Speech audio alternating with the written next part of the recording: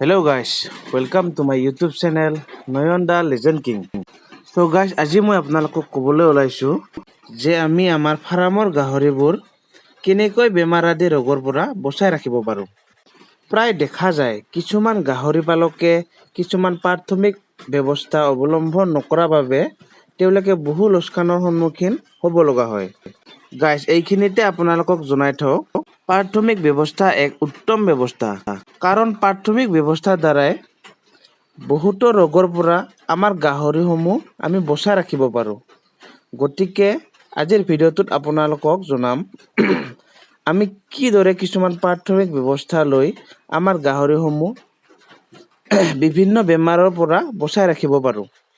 বিভিন্ন কাৰণত কেতিয়াবা আমাৰ গাহৰিসমূহ বিভিন্ন ৰোগত পৰে যদিও কিছুমান সংক্ৰামিক ৰোগ যেনে African swine fever, classical swine fever, FMD অৰ্থাৎ ফুট এণ্ড মাউথ ডিজিজ, যাক আমি খুৰা লগা বুলি কওঁ, এনেবোৰ ৰোগক ভাইৰাছ বা বীজাণু সংক্ৰমণৰ দ্বাৰা হয়। ভাইৰাছ হ'ল এক ক্ষুদ্ৰ বীজাণু যাক আমি খালী চকুৰে মনিব নোৱাৰোঁ। ভাইৰাছ বা বীজাণু সংক্ৰামক দ্বাৰাই ৰোগবোৰৰ ভিতৰত আটাইতকৈ সংক্ৰামক ভাইৰাছ হ'ল আফ্ৰিকান ছান ফিভাৰ ভাইৰাছ।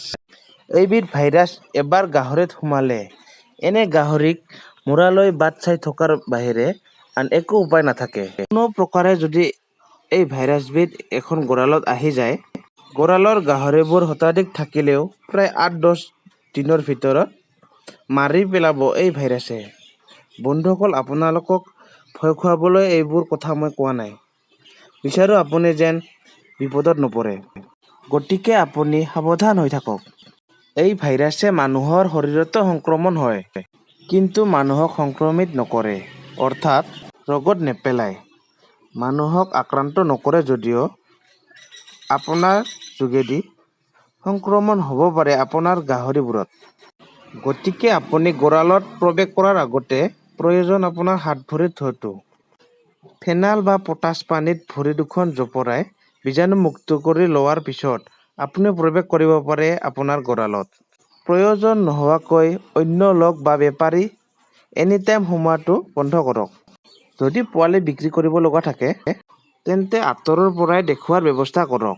মুক্তভাৱে বিচৰণ কৰা গাহৰিৰ গঁৰালৰ ওচৰত অহাটো বাধা দিয়ক। প্ৰয়োজন সাপেক্ষে গঁৰালৰ চাৰিওফালে নিমখ আৰু ব্লিচিং পাউডাৰ আদি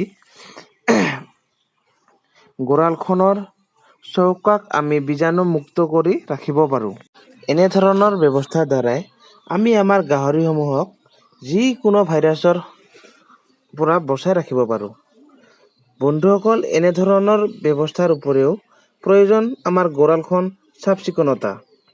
গতিকে গঁৰালখন নিৰ্মাণ কৰোঁতে মন দিব লাগে যাতে গঁৰালখন চাফ চিকুণ কৰোঁতে সুবিধা হয়।